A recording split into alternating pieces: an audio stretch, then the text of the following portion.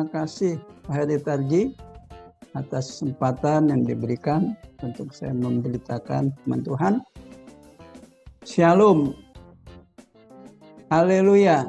Tidak terasa kita sudah sampai di bulan Desember di mana kita merayakan akan kelahiran dari juru selamat kita. Tapi jadi pertanyaan, apakah kita sudah selamat dengan datangnya juru selamat? Karena banyak yang masih mengatakan dirinya itu belum selamat, masih ragu-ragu dan belum mendapatkan keselamatan. Nah, sayang sekali bahwa kedatangannya itu tidak membawa kita ke dalam keselamatan, belum memahaminya. Baik, tema kita pada hari ini yaitu menggali harta terpendam dan mutiara yang indah. Apa yang dimaksud dengan menggali harta yang terpendam dan mutiara yang indah, gitu ya. Apa sih yang dimaksud dengan harta terpendam dan mutiara yang berharga itu? Dan kalau memang berharga, seberapa jauh nanti kita akan menghargainya? Nah, sudahkah kita sungguh-sungguh untuk mencari dan menemukan? Karena kita lebih mementingkan untuk kebutuhan tubuh jasmani kita. Tubuh jasmani kita pentingkan untuk agar supaya memenuhi kebutuhan hidup kita fokus mencari segala sesuatu untuk memenuhi tubuh jasmani ini. Apakah kita pernah berpikir bahwa tubuh rohani, bahwa kerohanian itu lebih penting untuk kita cari? Karena kerohanian itulah yang membawa kita menjadi kehidupan yang lebih baik di dalam kehidupan nantinya, yaitu kehidupan kekal. Nah, kalau kita lihat dari perumpamaan ini, Tuhan membuka jalan untuk menemukan, ya. Tapi kita juga mau untuk menemukan dan memiliki harta yang terpendam dan mutiara yang berharga itu. Nah, yang menjadi masalah, apakah setelah menemukan dan memilikinya, kita menghargai akan harta itu dan mutiara yang kita temukan itu. Baik, kita lanjut ke poin 2, di mana dikatakan kerajaan sorga diumpamakan harta yang terpendam dan mutiara yang indah. Yesus menyampaikan perumpamaan bahwa hal kerajaan surga itu seumpama harta yang terpendam di ladang. Nah, harta yang terpendam itu ditemukan orang. Dan orang itu bukan langsung mengambil, tapi dipendam kembali. Mengapa? Ya, karena dia waktu itu belum mempunyai harta untuk langsung membelinya. Dia bersukacita menemukan, dipendam lagi, dan kemudian dia pergi menjual seluruh miliknya, lalu membeli ladang itu. Demikian pula hal kerajaan sorga juga seumpama seorang pedagang yang mencari mutiara yang indah. Setelah ditemukan mutiara yang sangat berharga itu, ia pun pergi menjual seluruh harta miliknya untuk membeli mutiara itu. Nah, kita lihat poin selanjutnya. Harta yang terpendam. Nah, harta itu terpendam di ladang, ya. Kemudian ditemukan seperti tadi katakan dipendam lagi. Ada sukacita yang dimilikinya. Apakah saat itu ia sudah memilikinya? Ya tentu belum. Karena dipendam kembali. Apa yang dia lakukan? Seperti tadi katakan, dia menjual seluruh miliknya dan membeli ladang itu. Dan ia ingin agar supaya harta yang terpendam itu menjadi miliknya. Karena dia tahu bahwa harta itu sesuatu yang berharga sekali. Sehingga dia berani berkorban untuk menjual seluruh miliknya dan membeli ladang itu. Nah, kemudian poin B-nya. Poin B bahwa mutiara yang indah. Juga dikatakan, seorang pedagang mencari mutiara yang indah. Keinginannya menemukan mutiara yang indah. Nah, kemudian dia menemukan mutiara itu. Tetapi saat itu tentu uangnya tidak cukup untuk membeli mutiara yang indah dan pasti harganya mahal sekali. Kemudian dia menjual juga seluruh miliknya dan membeli mutiara yang indah itu. Jadi kalau kita lihat dikatakan perumpamaan kerajaan sorga, yaitu menjual seluruh miliknya untuk mendapatkan harta yang terpendam dan mutiara yang indah. Nah, kalau kita lihat proses menemukan harta yang terpendam dan mutiara yang indah ini, bagi yang menemukan di ladang dan pedagang itu, harta yang terpendam itu tidak dengan sengaja ditemukan. Karena ladang kan banyak, luas. Bagaimana dia bisa menemukan, menggali, asal menggali. Nah, pada waktu dia menggali di suatu tempat, dia menemukan gitu. Jadi tanpa sengaja nih dia menemukan. Tentu semua itu adalah karena Tuhan yang buka jalan untuk dia untuk menemukannya. Nah, setelah membeli, apakah dia membiarkan harta tersebut tetap di dalam tanah atau menggalinya? Dan mungkin kalau dia menggali, dia akan mendapatkan lebih banyak lagi. Gitu. Masih jangan lanjut, dia akan menemukan lebih banyak lagi kalau dia menggalinya, kan? Nah, kemudian juga mutiara yang indah yang dicari oleh seorang pedagang itu.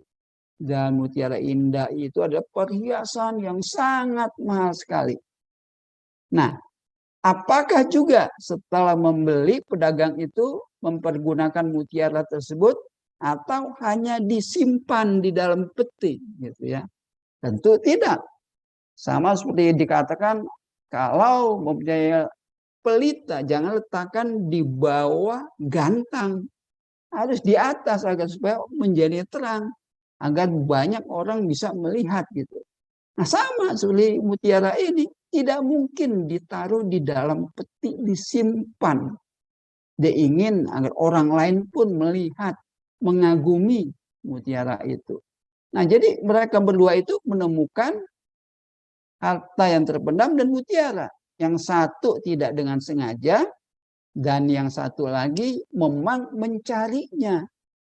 Nah, perbuatan mereka sama, yaitu menjual seluruh miliknya. Walaupun proses mendapatkannya berbeda. Yang satu secara kebetulan, yang satu memang mencari. Nah, setelah itu baru harta terpendam dan mutiara itu menjadi milik mereka setelah mereka menjual harta mereka dan membelinya. Nah, apakah memang seperti itu kerajaan surga?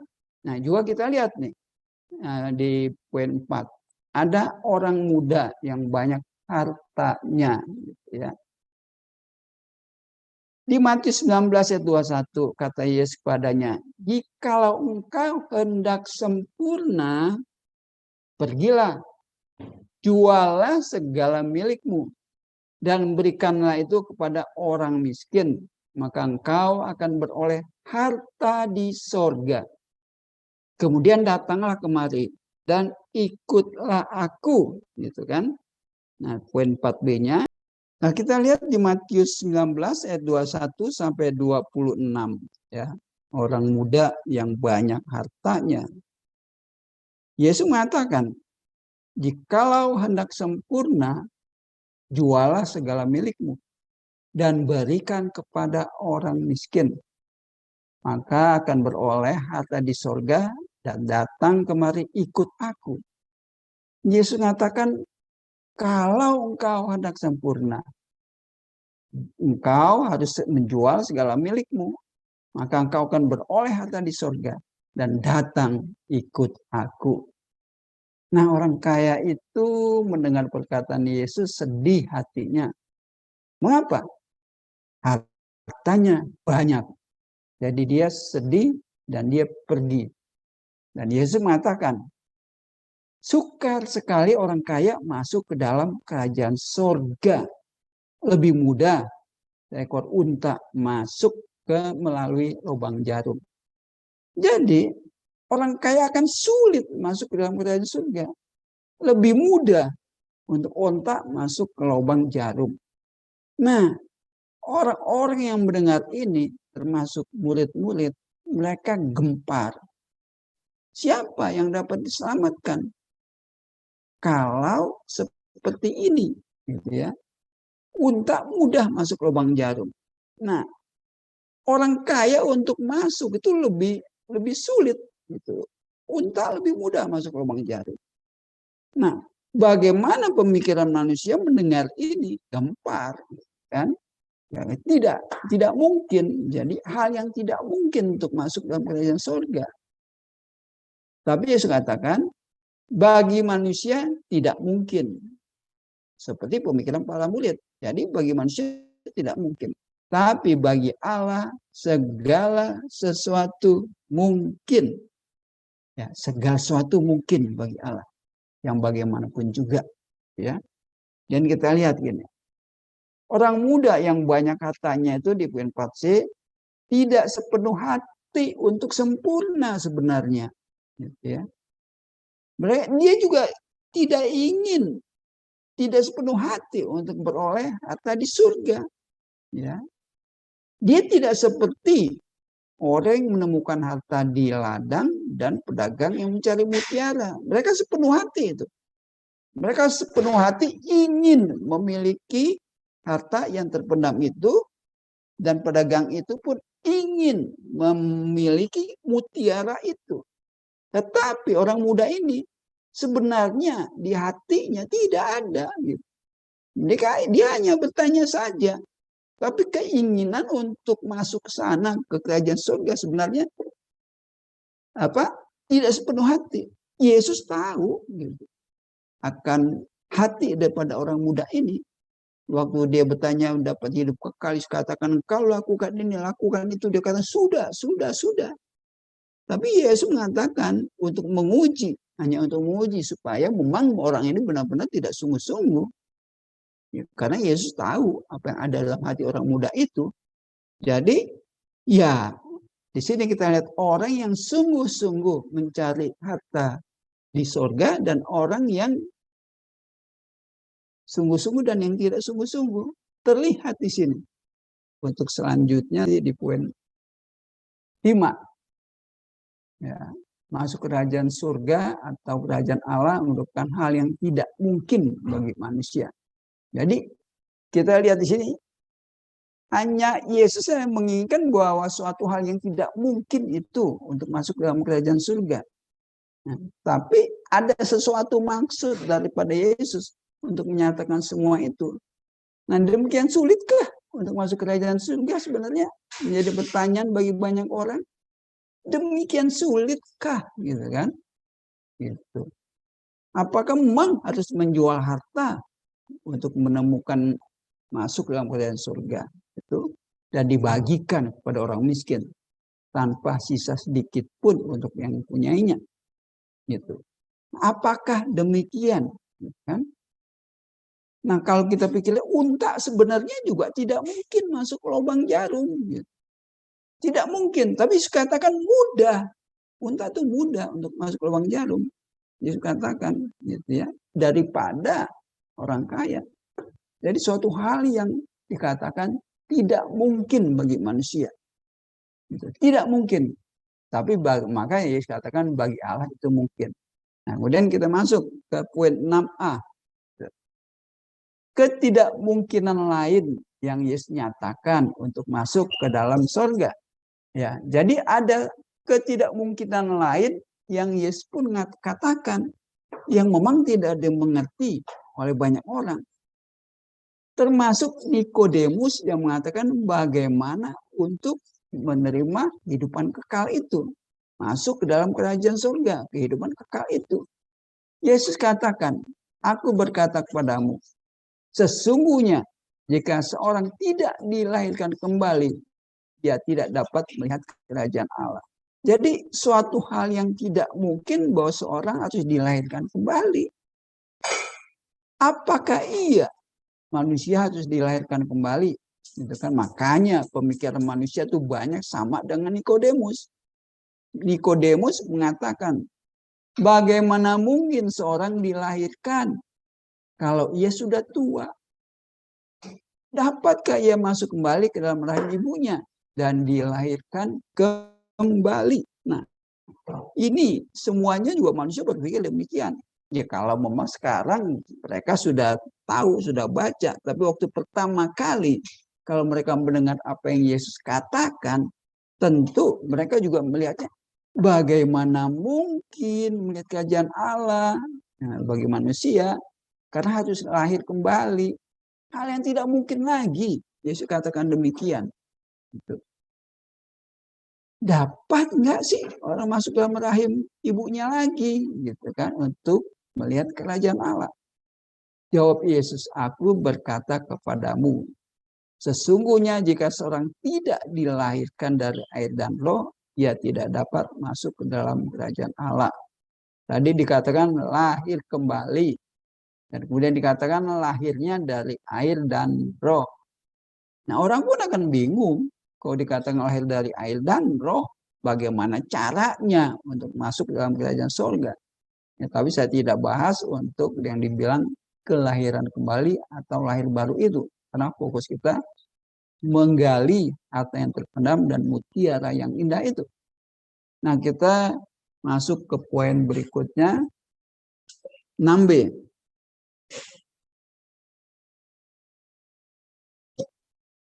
Jadi ada suatu ketidakmungkinan yang Yesus katakan. Selalu hal yang tidak mungkin. Ya. Sesuatu yang di luar pemikiran manusia. Tetapi segala sesuatu itu mungkin bagi Allah. Yesus mengatakan demikian pun ada maksud-maksud tertentu, maksud-maksud Allah untuk diungkapkan. Gitu, ya. Ya mungkin bagi Allah itu mungkin, bagi manusia tidak mungkin. Bila memahami apa yang Yesus katakan bukanlah yang sebenarnya dan bersifat fisik. Kalau kita melihat secara fisik, ya sulit memang. Bagaimana mungkin untuk masuk lubang jarum? Bagaimana mungkin orang harus menjual hartanya semuanya? Siapa yang mau gitu kan? Nah, siapa dapat lakukan? Nah, kalau orang menjual hartanya ke si B untuk masuk dalam kerajaan surga, nah si B pun kalau ingin masuk dalam kerajaan surga, harta yang dia dapat diberikan itu pun dia harus jual lagi ke si C.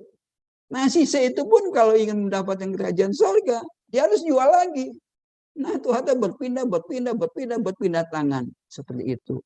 Apakah itu yang Allah inginkan? Tentu tidak, gitu kan? Jadi kalau kita melihat perkataan Yesus secara fisik, ya tidak sesuai dengan pemikiran yang Allah inginkan, gitu. Ya, jadi kita melihat jangan secara fisik, gitu ya.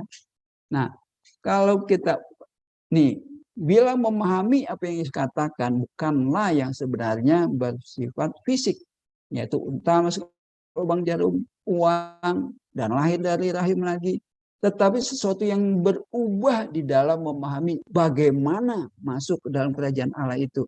Nah, bagaimana kita memahami dari perkataan-perkataan Yesus itu untuk dapat masuk ke dalam kerajaan Allah? Sesuatu yang kadang-kadang berlawanan dengan apa yang Yesus katakan. Nah, kita akan lihat selanjutnya di poin 7. Ini suatu ketidakmungkinan lagi dari apa yang tadi dikatakan. Kalau tadi suruh menjual harta miliknya, begitu juga yang menemukan harta di ladang, dia menjual harta miliknya. Seorang pedagang pun menjual hartanya untuk membeli mutiara. Nah, kemudian orang muda pun dikatakan jual semua hartamu bagikan orang miskin. Itu hal yang dikatakan sepertinya harus membayar gitu kan untuk masuk ke dalam kerajaan surga. Apakah harus membayar, ya? Nah, ini ketidakmungkinan kalau kita lihat ketiga terjadi gitu kan. Roma 3 ya 23 dikatakan karena semua orang telah berbuat dosa dan telah kehilangan kemuliaan Allah. Dan oleh kasih karunia telah dibenarkan dengan cuma-cuma karena penebusan dalam Kristus Yesus. Jadi di sini bertolak belakang dengan hal-hal yang tadi kita dengar, kita lihat. Kalau tadi mereka semua hartanya untuk mendapatkan harta, mendapatkan mutiara, mendapatkan kekayaan surga supaya menjadi sempurna. Tetapi di sini dikatakan cuma-cuma. Jadi ya, percuma-cuma itu penebusan dalam Kristus Yesus. Dibenarkan pun dengan cuma-cuma. Jadi bukan karena perbuatan-perbuatan kita yang baik itulah ya kita akhirnya mendapatkan penebusan. Tidak. Tapi cuma-cuma diberikan Kristus yang menebusnya. Ini apakah ini pun masuk di dalam pemikiran manusia? Banyak orang tidak bisa terima. Tidak mungkin gitu. Orang dapat masuk ke dalam kerajaan surga dibenarkan dengan cuma-cuma. Karena Yesus mati ya saja gitu. Banyak yang tidak bisa memahami. Dikatakan sini cuma-cuma terjadi karena penebusan Kristus. Jadi terjadinya di dalam penebusan Kristus. Cuma-cuma. Gitu. Nah kita lihat selanjutnya di Efes 2 ayat 8. Di sini pun dikatakan. Sebab karena kasih karunia kamu diselamatkan oleh iman. Nah bukan hasil usahamu. Jadi bukan hasil usaha kita diselamatkan. Tetapi pemberian Allah. Jadi kalau kita lihat di sini bukan hasil usaha menggali harta itu mendapatkan. Atau menjual harta, membeli mutiara itu. Atau menjual harta kita. Untuk kita diselamatkan. Itu bukan usaha kita. Diberikan. Hanya diberikan oleh Allah. Allah yang memberikan keselamatan itu. Kita hanya percaya. Dengan iman itu kita percaya. Ya, Allah memberikan kepada saya kasih karunia dan diselamatkan. Juga dikatakan bukan hasil pekerjaanmu. Nah, banyak orang mengatakan tidak mungkin ini gitu. Tidak mungkin. Bagaimana saya dapat diselamatkan tanpa saya melakukan pekerjaan? Banyak orang mengatakan saya harus berusaha, ya, harus berbuat baik, menjauhi kejahatan, melakukan ibadah, berpuasa dan lain sebagainya. Usaha saya harus saya lakukan supaya berkenan kepada Allah. Mentaati firman-Nya, menjauhi kejahatan, setia di dalam hidup ini, bertanding sampai selesai, baru mendapatkan keselamatan. Ini yang berlawanan dengan pemikiran manusia. Nah, apakah kita bisa menerima yang dikatakan bagi Allah segala sesuatu mungkin? Nah, jadi kalau memang manusia yang lakukan, manusia yang berusaha, hasil pekerjaannya, bolehlah memegahkan diri. Tapi kalau Allah yang memberikan, sehingga dikatakan jangan ada yang memegahkan diri. Nah, kemudian kita lihat lagi ya. Nah, selanjutnya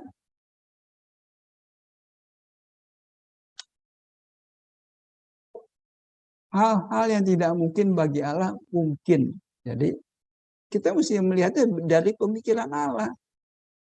Bahwa yang tidak mungkin bagi Allah mungkin dan mudah. Hanya manusia yang mempersulit dirinya. Jadi manusia itu sendiri sebenarnya yang mempersulit dirinya. Gitu. Seperti mengatakan unta masuk lubang jarum, ya mau masuk lagi ke dalam rahim, berusaha tidak berdosa dan melakukan segala sesuatu untuk masuk ke dalam kerajaan sorga. Nah itu susah, Bang. Gitu. Masuk dalam kerajaan sorga sederhana bagi Allah. Sederhana. Tetapi dibuat seperti sesuatu yang tidak mungkin dan sulit sekali bagi manusia untuk melakukannya. Jadi pikiran Allah dengan pikiran manusia itu bertolak belakang. Berbalik. Gitu. Kalau Allah mengatakan sederhana, segala sesuatu mungkin, tapi manusia melihatnya tidak mungkin cuma-cuma. Tidak mungkin diberikan. Tidak mungkin kalau saya tidak melakukan. Tidak mungkin kalau saya tidak mengerjakan segala sesuatu untuk Tuhan. Nah ini, jadi berbeda sekali pikiran manusia yang orang yang berdosa tidak mungkin masuk ke dalam kerajaan surga. Tapi bagi Allah segala sesuatu mungkin. Nah inilah sering dikatakan, bagaimana saya masuk ke surga nih, saya saja masih berdosa. Jadi saya harus menebus dosa saya harus hidup suci, saya harus hidup kudus, agar supaya masuk ke kerajaan surga. Nah itu yang manusia pikirkan gitu. Tapi pemikiran Allah sederhana. Mau tidak kita melihat yang sederhana saja. Gitu. Jadi kita lihat lagi selanjutnya ya. Hal-hal yang bagi Allah itu sederhana. Selanjutnya Wahyu 22 ayat 17. Roh dan pengantin perempuan itu berkata, marilah dan datanglah barang siapa yang mendengarnya hendaklah ia berkata, marilah dan datanglah barang siapa yang haus hendaklah ia datang, dan barang siapa yang mau hendaklah ia mengambil air kehidupan dengan cuma-cuma. Itu. Nah kita lihat di sini. Marilah dan barang siapa yang mendengarnya hendaklah ia berkata.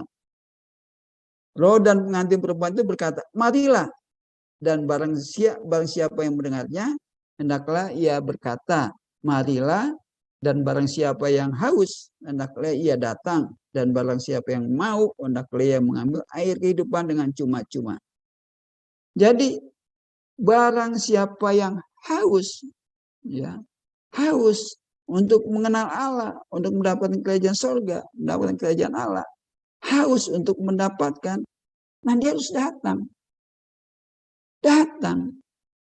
Dan barang siapa yang mau akan ambil air itu.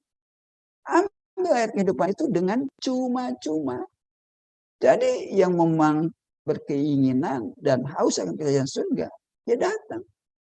Dan minum air kehidupan itu dengan cuma-cuma. Diberikan cuma-cuma. Ya. Nah kalau kita lihat gini. Apakah ada orang yang tidak berdosa di dunia ini? Apakah ada? Tidak ada. Tidak ada orang yang tidak berdosa. Semuanya berdosa. Nah, semuanya berdosa bagaimana bisa masuk kerajaan surga dalam pemikiran manusia? Nah, ini yang seringkali berlawanan. Ya. Tidak melakukan apa-apa sebenarnya yang Allah inginkan. Hanya iman untuk diselamatkan. Iman mengerti apa yang kehendak Allah, maunya Allah. Kita menyesuaikan diri kita dengan kehendak Allah, menerimanya, mempercayai, gitu. Nah, sudah meminum air kehidupan cuma-cuma. Nah, kita minum cuma-cuma, bukan yang kita berusaha untuk mendapatkan air kehidupan, tapi cuma-cuma meminumnya. Cuma di sini dikatakan barang siapa yang haus, berkeinginan, dia datang dan mengambilnya. Ya kalau tidak mau datang, tidak mau mengambilnya, yang mengacuhkan kerajaan surga, ya tentu kalau dia mengacuhkan, ya bagaimana bisa menerimanya? Gitu.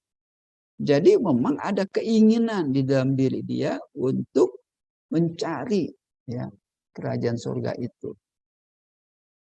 Nah kemudian sebenarnya apa maksud dari tema kita, yaitu perumpamaan harta terpendam dan mutiara yang indah di poin 8. Ya. Apa maksud dari perumpamaan harta yang terpendam dan mutiara yang indah? Maksudnya apa gitu? Nah dikatakan menjual hartanya untuk membeli ladang. Ya. Untuk membeli ladang, yaitu pasti harta yang terpendam nilainya melebihi dari harta yang dijualnya. Tentu dia tahu begitu dia menggali, dia menemukan harta pendam, wah nilai harta ini jauh nilainya daripada apa yang dia punya nih yang akan dijual. Pasti. Kalau tidak mungkin dia mau menjual untuk mendapatkan sesuatu yang nilainya di bawah bahkan lebih rendah daripada apa yang dia udah punya ini. Nah, begitu juga yang menjual hartanya untuk membeli mutiara. pasti mutiara yang indah ini nilainya melebihi daripada harta yang dijualnya. Dia tidak mungkin akan menjual hartanya kalau mutiara itu tidak mempunyai nilai yang sangat-sangat tinggi. Ya. Jadi dia melihatnya bahwa nilainya lebih dari apa yang dia miliki sekarang ini, selama ini. Nah, apa sebenarnya harta terpendam dan mutiara indah itu ya sehingga dia mau menjual semua hartanya, ya. Nah, kita lihat nanti di selanjutnya 8a apa maksud dari harta yang terpendam. Nah, di Efesus 3 ayat 5 sampai 9 dikatakan, saya nggak lampirkan ayatnya, hanya saya ambil dari ayat-ayat ini. Situ dikatakan rahasia Kristus yang tidak diberitakan pada zaman angkatan-angkatan dahulu dinyatakan di dalam roh. Ya. Efesus ini Paulus yang menuliskan dahulu tidak pernah diberitakan. Jadi Paulus mengatakan dinyatakan di dalam roh sekarang saat waktu Paulus menulis ini. Gitu. Jadi sebelum-sebelumnya ribuan tahun rahasia Kristus ini tidak diberitakan. Ya. Pada zaman angkatan-angkatan sebelumnya tidak pernah diberitakan. Tetapi sekarang dinyatakan di dalam roh. Yaitu pada awal-awal tahun Masehi itu. Nah, orang bukan Yahudi memiliki ahli waris gitu. Karena berita Injil. Jadi orang bukan Yahudi pun memiliki ahli waris karena berita Injil atau berita mengenai rahasia Kristus itu. Jadi orang Yahudi akan mendapatkan, yang non-Yahudi pun menjadi memiliki ahli waris dari berita rahasia Kristus itu yang dinyatakan di dalam roh. Nah, inilah Paulus yang menyatakannya karena dia pelayannya. Dia menyatakan semua itu. Nah, memberitakan kepada orang non-Yahudi kekayaan Kristus yang tidak terduga. Jadi kekayaan Kristus yang tidak terduga inilah ya yang sebelumnya tidak diberitakan. Rahasia yang tersembunyi itu dan tidak terduga diberitakan. Jadi ada suatu rahasia yang tersembunyi yang tidak terduga gitu ya nilainya. Nah, rahasia Kristus itulah merupakan ahli waris bagi kita, di mana Paulus yang menyatakan bahwa dia adalah pelayannya untuk menyampaikan berita ini. Nah, ini yang kita lihat. Kemudian selanjutnya dikatakan di poin selanjutnya di Kolose 2 ayat 2. Supaya hati mereka terhibur dan mereka bersatu dalam kasih sehingga mereka memperoleh segala kekayaan dan keyakinan pengertian dan mengenal rahasia Allah yaitu Kristus. Sebab di dalam dia tersembunyi segala harta hikmat dan pengetahuan. Jadi rahasia Allah itu Kristus, di mana di dalam Kristus kita akan memperoleh segala kekayaan dan keyakinan dan pengertian gitu. Mengenal rahasia Allah yaitu Kristus. Nah, Kristus itu adalah rahasia Allah yang tidak orang tahu, yang angkatan-angkatan sebelumnya tidak diberitakan. Inilah harta, ya, kekayaan yang disampaikan, diwariskan kepada kita. Nah, ini yang dimaksud sebenarnya harta itu gitu ya. Harta yang terpendam itu. Nah, bagaimana kita melihat semua itu di poin selanjutnya ya. Nah, siapakah manusia sehingga diberikan rahasia Allah yaitu Kristus. Nah, itulah segala kekayaan dan keyakinan yang ada di dalam hidup kita. Nah, hidup kita itulah kita harus menemukan gitu ya kekayaan ini yaitu Kristus itulah. Memiliki Kristus berarti memiliki segala kekayaan, segala harta hikmat dan pengetahuan. Nah, banyak manusia tidak menyadari, tidak memperhatikan, cuek saja. Sepertinya ya Kristus dianggap sebiasa saja. Tapi di sini kalau kita lihat, Kristus itulah segala kekayaan itu. Nah, harta yang terpendam itulah ya yang tadi dari tema hari ini. Kristus itu harta terpendam selama berabad-abad disembunyikan dan dirahasiakan. Sama seperti harta yang masih terpendam di dalam tanah yang ditemukan itu. Nah, yang terpendam inilah yang berabad-abad, ribuan tahun. Nah, sekarang dinyatakan rahasia itu, dibukakan. Sepertinya orang yang menggali di ladang itu, dia menemukan tanpa sengaja. Dia menemukan. Seperti pedagang yang mencari mutiara, dia menemukan. Pada saat mencari, dia menemukan Kristus itu. Yang terpendam, yang tidak diketahui oleh banyak orang, dan beribu-ribu tahun disembunyikan dan dirahasiakan oleh siapa? Oleh Allah. Allah sendiri yang merahasiakan. Tidak ada seorang pun yang akan mendapatkan karena Allah yang merahasiakan. Allah yang menyimpannya. Siapa yang dapat menemukan? Tidak ada seorang pun yang dapat melihat atau mengerti rahasia Allah. Kalau Allah itu sendiri yang tidak membukakan. Atau Allah sendiri yang tidak memberitahukan. Nah, kedatangannya itulah seperti Natal yang kita rayakan ini. Itulah dia membuka rahasia ini. Membuka yang terpendam ini. Agar supaya orang melihat itulah harta yang terpendam. Mutiara yang indah. Nah, kekayaan itu melebihi daripada harta duniawi. Memiliki dia berarti memiliki kekayaan rohani, hikmat rohani, pengetahuan rohani, sehingga hidup kita semakin lebih mendalam mengenal dia. Nah, di sini, kalau kita memiliki harta itu, Kristus itu, dia sendiri itulah yang akan membukakan rahasia yang satu ke rahasia yang lain. Seperti karena dari iman yang satu ke iman yang lain, ke iman yang lain, ke selanjutnya. Sehingga semakin dipenuhi kekayaan rohani di dalam hidup kita. Nah, ini yang dimaksud harta yang terpendam. Nah, sekarang poin 8B-nya. Apa yang dimaksud dengan mutiara? Nah, mutiara, sekarang apa yang dimaksud tadi harta yang terpendam itu Kristusnya itu. Nah, semua orang mengetahui mutiara ada suatu perhiasan yang sering digunakan khususnya perempuan. Perhiasan yang indah-indah mutiara ini.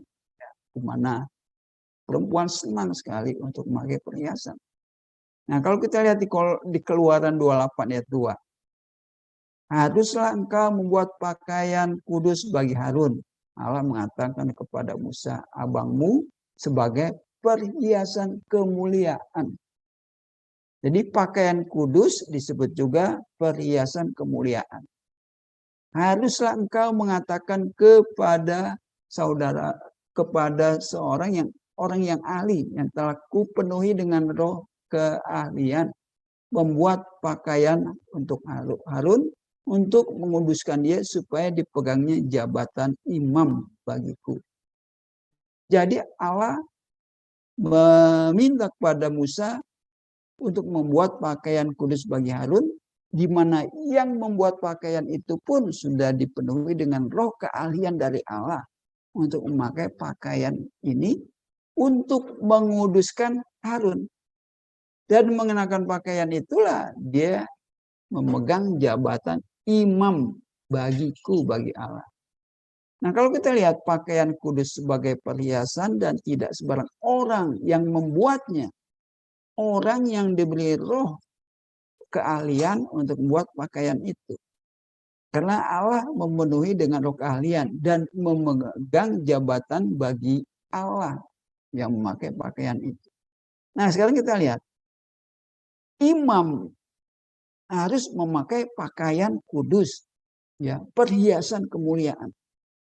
Nah, apa kalau kita lihat di selanjutnya, di poin selanjutnya, ya, di 1 Petrus 2 ayat 5 dikatakan, dan biarlah kamu juga dipergunakan sebagai batu hidup untuk pembangunan suatu rumah rohani bagi suatu imamat kudus untuk mempersembahkan persembahan rohani yang karena Yesus Kristus berkenan pada Allah. Tetapi kamulah bangsa yang terpilih, imamat yang rajani, bangsa yang kudus, umat kepunyaan Allah sendiri, supaya kamu memberitakan perbuatan-perbuatan yang besar dari Dia, yang telah memanggil kamu keluar dari kegelapan kepada terangnya yang ajaib. Jadi di sini orang yang sudah gitu ya memiliki Kristus, memiliki harta ini, dikatakan dia adalah suatu imamat yang kudus, ya, imamat yang rajani, milik kepunyaan Allah yang kudus. Nah, kita inilah imamat kudus, imamat yang rajani. Kita inilah imam, ya.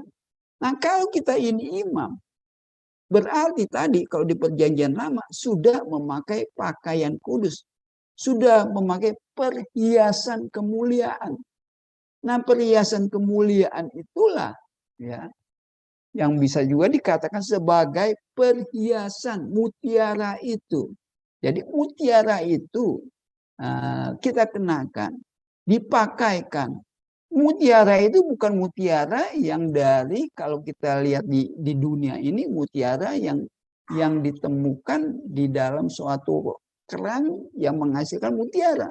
Tapi ini mutiara sebagai suatu simbol bahwa itu adalah suatu perhiasan yang kemuliaan, perhiasan kemuliaan yang Allah sendiri buat, dari Allah itu sendiri, gitu. Bukan berasal dari dunia sebenarnya perhiasan kemuliaan itu. Jadi mutiara itu hanya simbol sebagai perhiasan kemuliaan. Yang memakai itu disebut sebagai imam atau imamat yang rajani, imamat yang kudus karena memakai perhiasan itu. Imamat yang kudus, kepunyaan Allah, menjadi suatu pembangunan suatu rumah rohani. Nah, inilah kalau kita menyadari bahwa menemukan mutiara itu, kita disebut imamat yang rajani. Kemudian di Yeremia 2 ayat 31 dikatakan lagi, keturunan apakah kamu ini?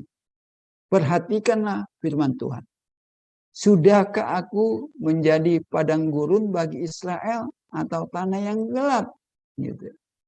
Maka mengapa umatku berkata, kami sudah bebas, kami tidak lagi mau datang kepadamu.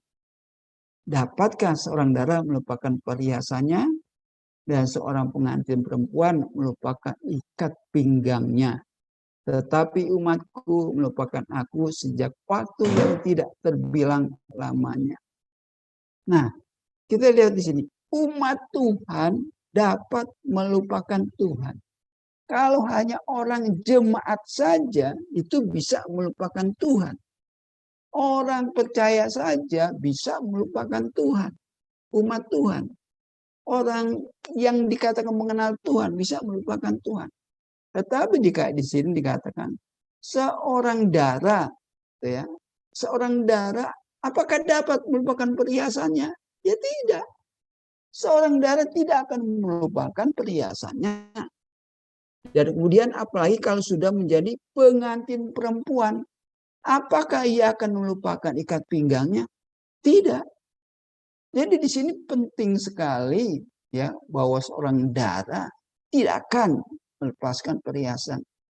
Sebelum kita mengenal Kristus, ya, dikatakan sebelum menjadi mempelai, kita nggak akan melupakan perhiasan. Apalagi setelah menjadi pengantin perempuan, tidak akan melupakan ikat pinggangnya. Nah, apa sih ikat pinggangnya? Ya kan, kalau kita lihat, ya, di sini dikatakan tadi, umatku dapat melupakan aku. Nah, seorang dara tidak mungkin, seorang pengantin perempuan juga tidak mungkin melupakan perhiasan dan ikat pinggang. Kemudian selanjutnya kita lihat, apakah ikat pinggang itu?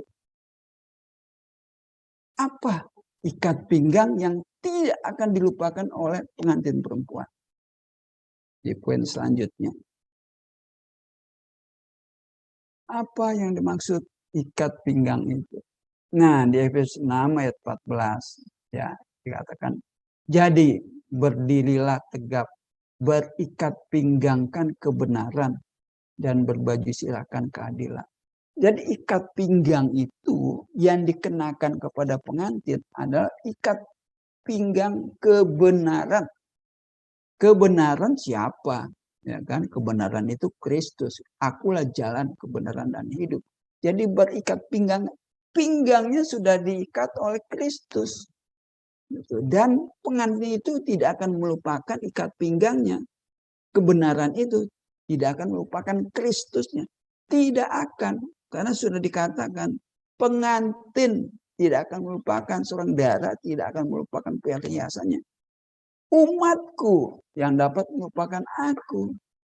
Apalagi kalau kita lihat di Efesus 6 yang di bagian berdiri tegap, berikat pinggang kebenaran itu adalah perlengkapan senjata rohani.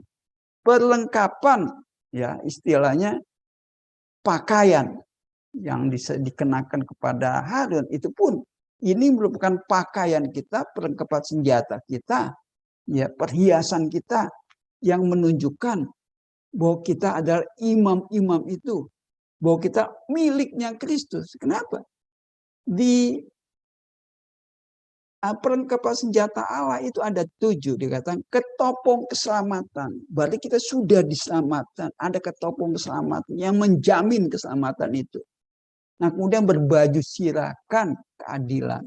Berbaju sirahkan keadilan, kita melihat keadilan Allah bagi orang-orang yang dia selamatkan. Keadilannya di dalam Kristus yang sudah mati menggantikan bahwa kita manusia berdosa, sudah digantikan. Yang seharusnya dihukum, Kristus yang dihukum. Inilah keadilan. Berbaju sirah keadilan, berikat pinggangkan kebenaran. Nah, ini Kristus. Kemudian perisai iman. Perisai iman itu ada Kristus untuk supaya panah-panah api si jahat dengan perisai iman itu kita dapat bertahan. Kemudian dikatakan pedang roh, yaitu firman Allah, yaitu Kristus itu sendiri pedang roh itu. Nah, kemudian kasut kerelaan memberitakan Injil, kabar memberitakan kabar damai sejahtera. Jadi kemudian dikatakan juga perlengkapan senjata itu doa yang tidak berkeputusan, yang selalu tidak pernah ditinggal sedetik pun. Nah, di dalam doa, di dalam roh. Nah, bagaimana kita bisa berdoa di dalam roh kalau Kristusnya tidak ada di dalam kita? Nah itu, jadi perlengkapan itu semua sudah diberikan pada kita. Itulah Kristusnya itu. Nah, kemudian 1 Petrus 3 ayat 4.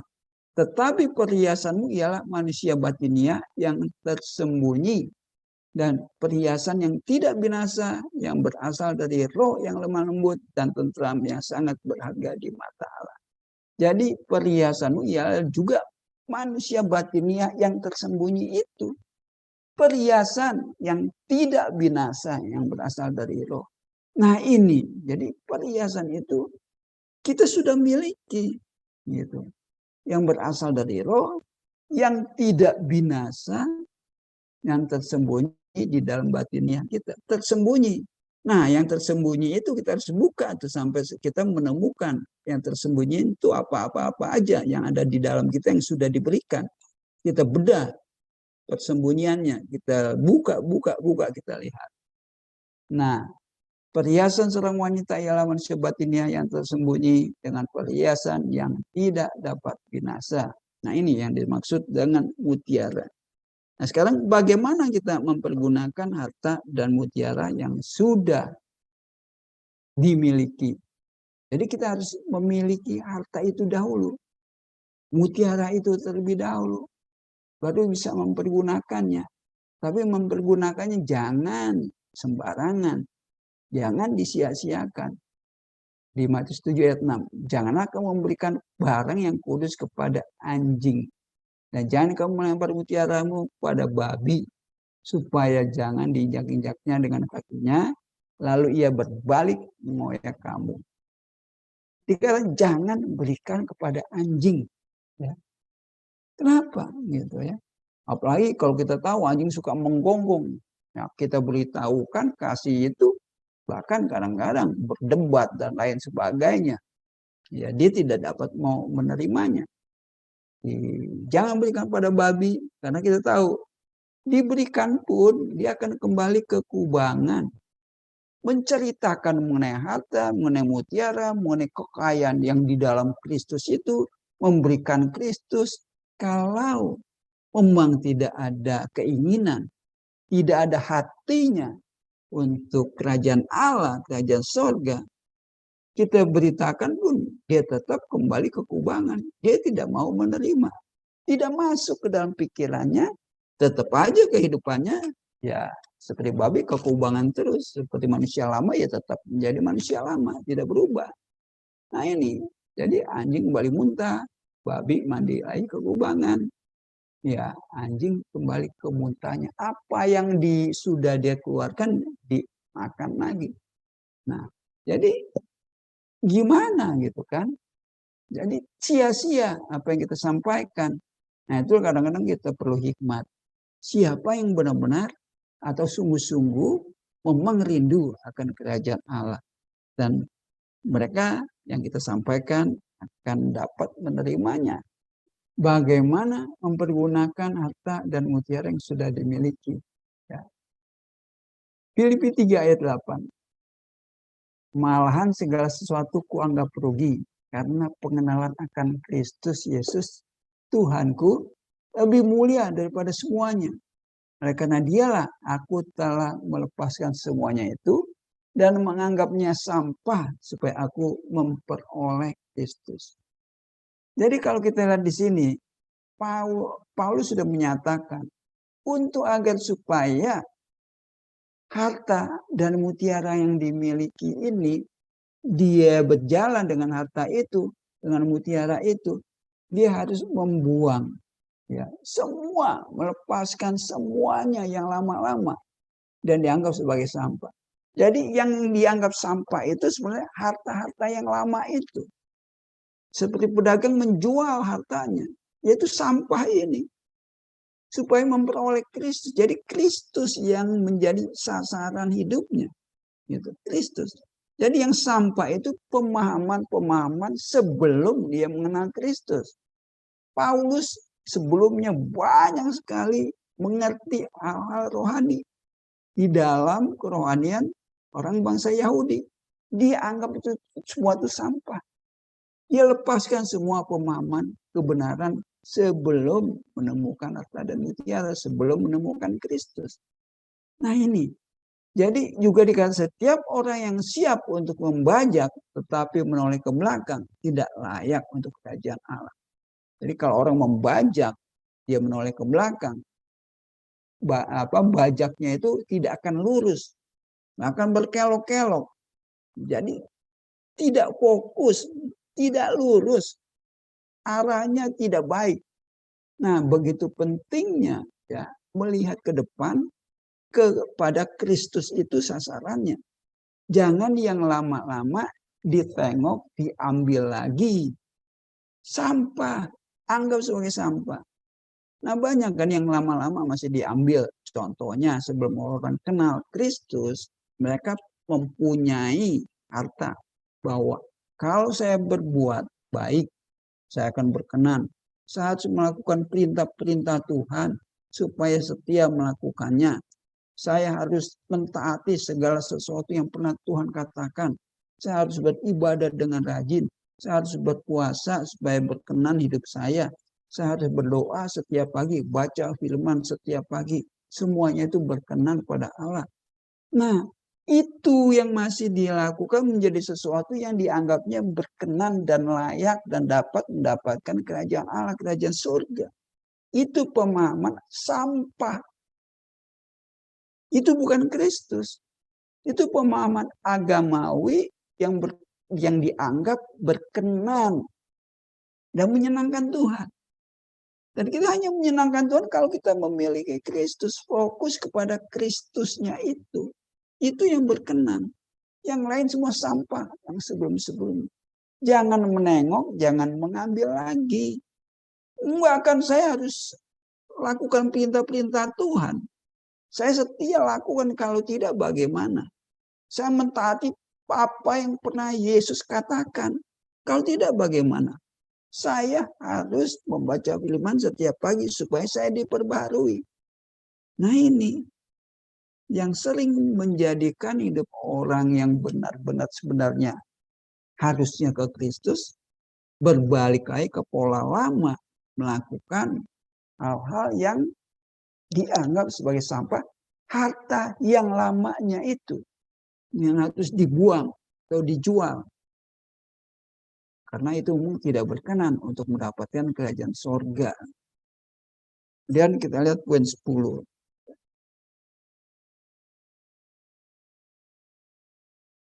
Bagaimana nih kita ke depannya gitu, melihat ya ke depan ya. Kalau katakan membajak ke depan, fokus ke depan, melihat dengan benar kan, supaya jangan berkelok-kelok. Coba banyak orang mempunyai pandangan Matius 28 ayat 18, 19, 20 ya. Yesus mengatakan, kepadaku telah berikan kuasa di surga dan di bumi. Karena itu pergilah, jadikan semua bangsa muridku dan baptislah mereka dalam nama Bapa, Anak, dan Roh Kudus. Dan ajarlah mereka melakukan segala sesuatu yang telah kuperintahkan kepadamu. Dan ketahuilah, aku menyertai kamu senantiasa sampai kepada akhir zaman. Ini yang dijadi pegangan. Ini yang jadi standar untuk kehidupannya setelah menerima Kristus. Nah, sekarang kita lihat coba. Yesus mendekati mereka yang mengatakan semua kuasa di surga dan di bumi sudah diberikan kepadanya. Jadi semua segalanya sudah diberikan, segala kuasa. Nah sebenarnya dia sudah menjadi raja. Sudah menjadi raja. Jangan ditunggu lagi bahwa dia nanti datang sebagai raja. Nah ini kadang-kadang ini fokusnya sudah salah arahnya ke depannya. Jadi arah ke depannya menunggu Yesus datang menjadi raja.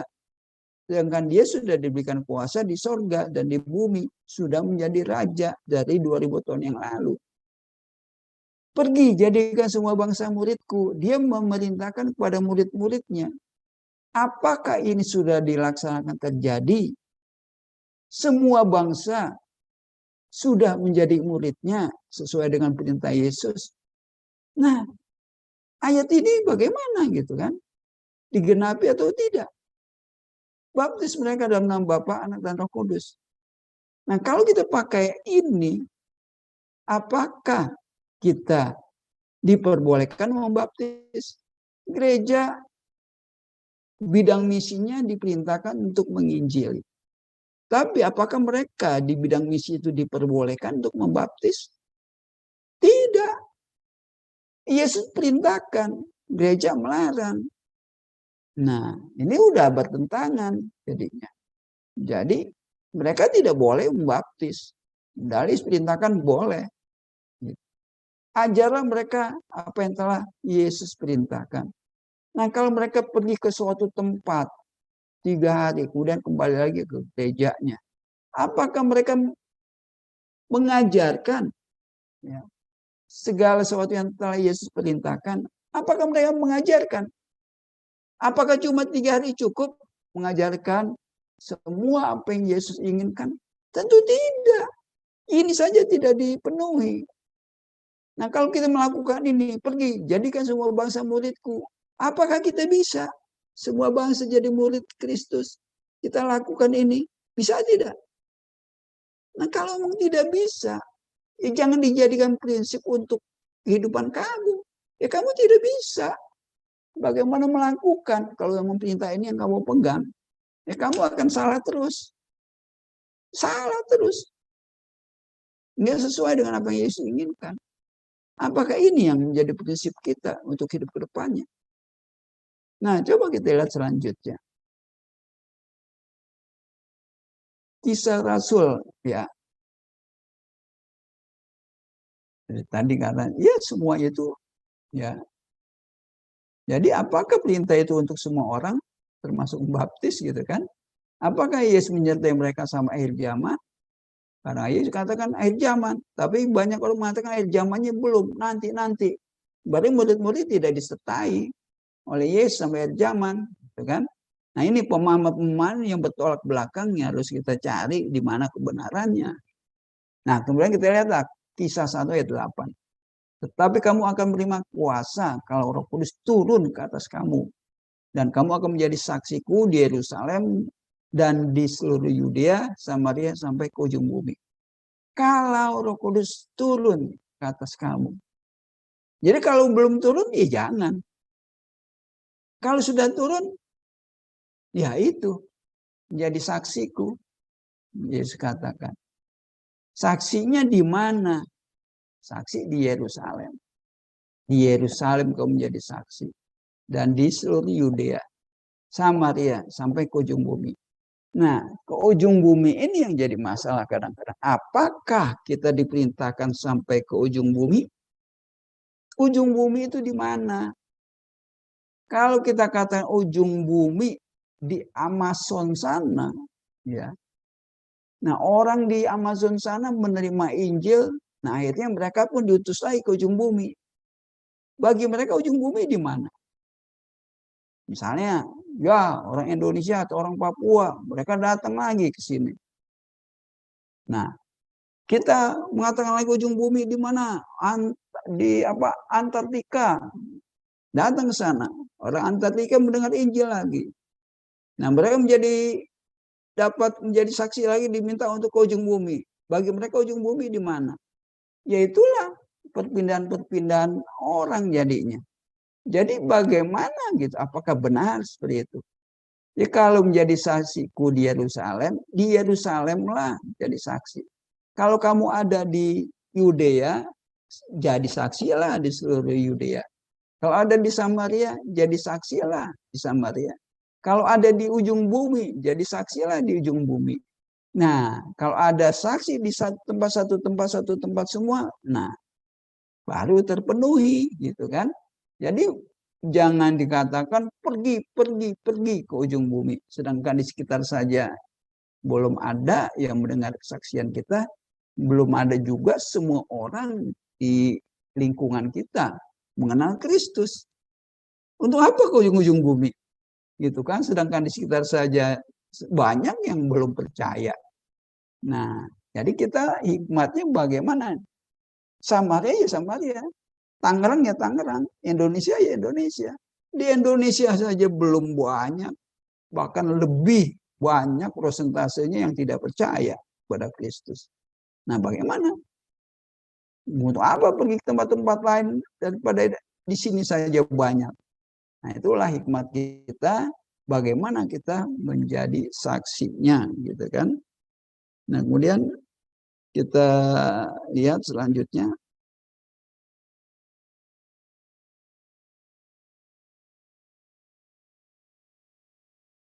Bagaimana kita gitu ya menjadi saksinya, ini lebih penting ya. Barang siapa percaya kepada anak Allah yang mempunyai kesaksian itu di dalam dirinya. Barang siapa tidak percaya kepada Allah, ia membuat dia menjadi pendusta dan tidak percaya akan kesaksian diberikan Allah tentang anaknya. Dan inilah kesaksian itu. Allah telah mengaruniakan hidup yang kekal kepada kita dan hidup itu ada dalam anak. Nah, jadi kita diminta untuk menjadi saksi, gitu ya. Menjadi saksi, ya, bahwa kesaksian itu percaya kepada anak Allah dan Allah yang bersaksi tentang anaknya. Nah, Allah telah mengaruniakan hidup yang kekal kepada kita dan hidup itu ada di dalam anaknya. Nah, mengaruniakan hidup kekal di dalam anaknya dan kita harusnya sudah tahu percaya sudah menerima hidup kekal itu. Kesaksian itu Allah yang mengatakannya dan harus ada di hidup kita.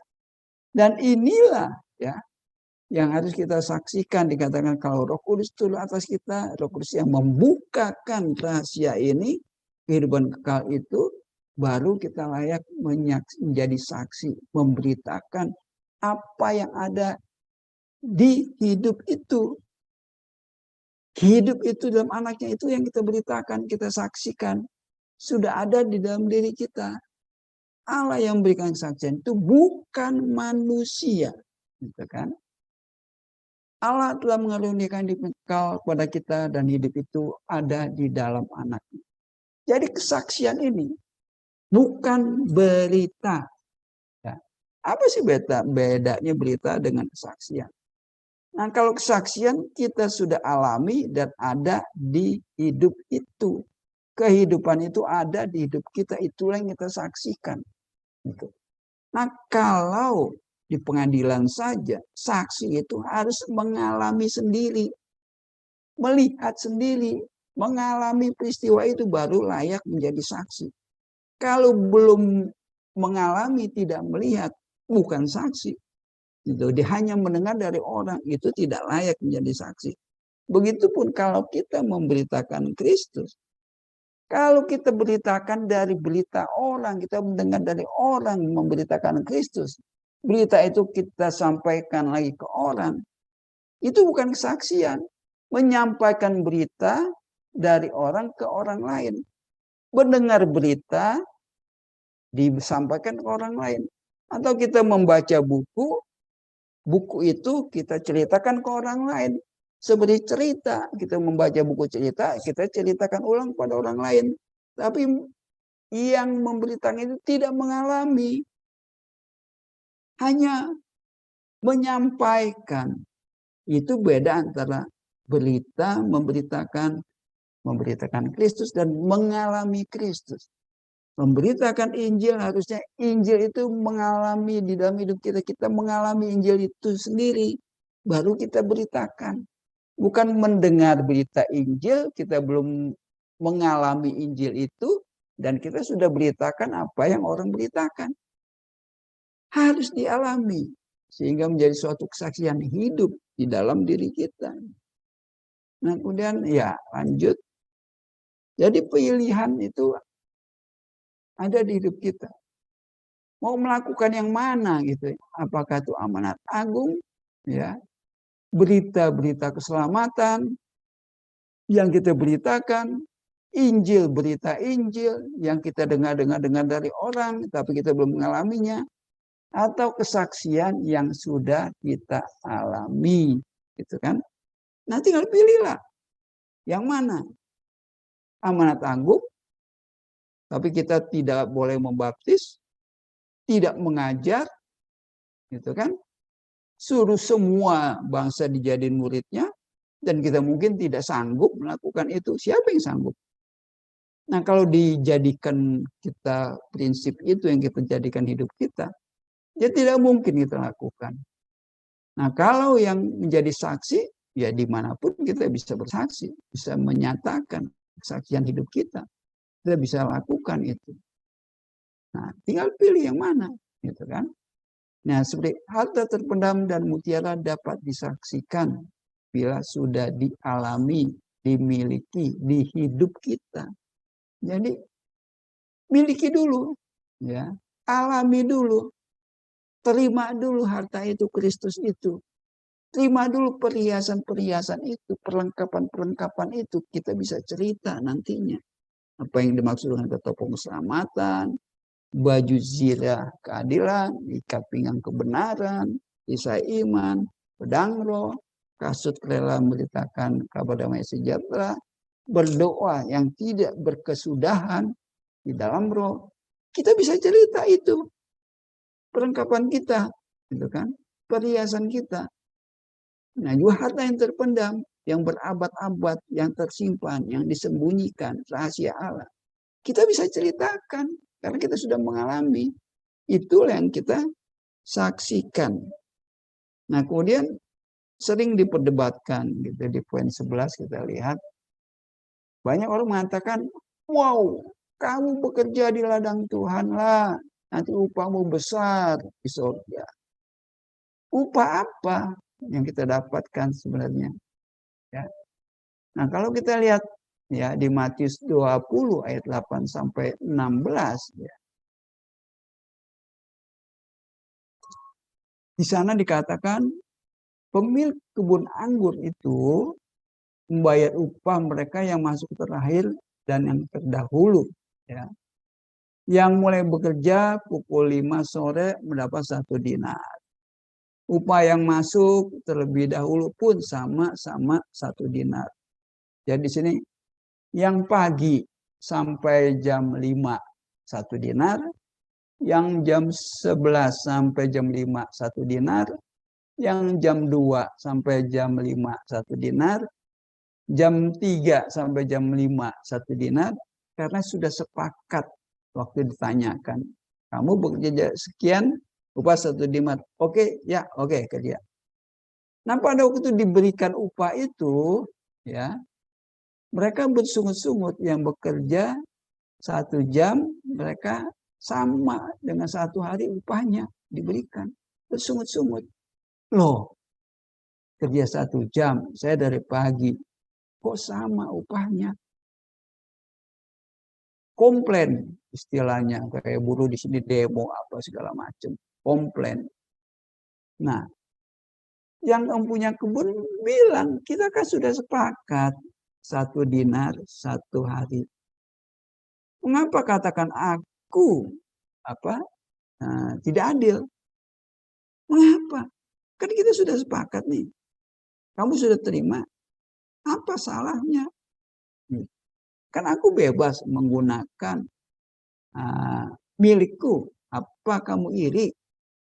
Karena aku murah hati.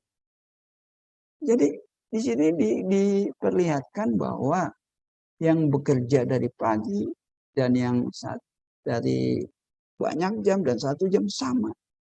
Nah, begitu pun juga ya upah ya untuk kita yang ada di dalam Kristus itu, apakah kita masih mengharapkan upah? Apa upahnya? Upahnya hanya tetap memang satu itu. Kristus itu. Mutiara itu adalah perhiasan yang dimaksud juga adalah Kristus itu sendiri. Harta di ladang itu juga sebenarnya adalah Kristus yang tersembunyi berabad-abad. Itu Kristus.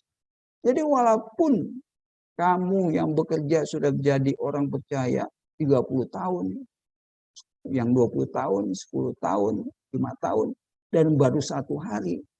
Bahkan yang baru 1 jam meninggal, upahnya sama. Sama. Yaitu apa? Kristus. Kristus itulah upahnya. Yang bagi yang memang sudah memiliki Kristus, ya tidak memiliki Kristus, ya upahnya di luar Kristus. Sesuatu hal yang tidak diharapkan.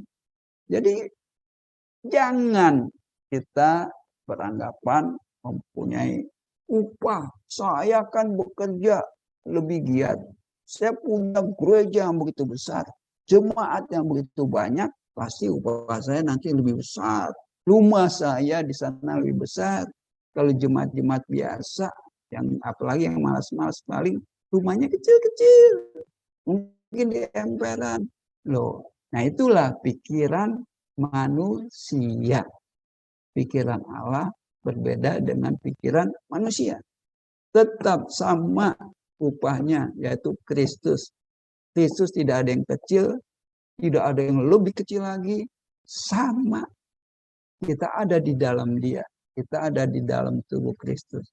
Nah, itulah yang dikatakan kita mempunyai kekayaan yang sama. Kita mempunyai harta yang sama. Kita mempunyai hikmat yang sama.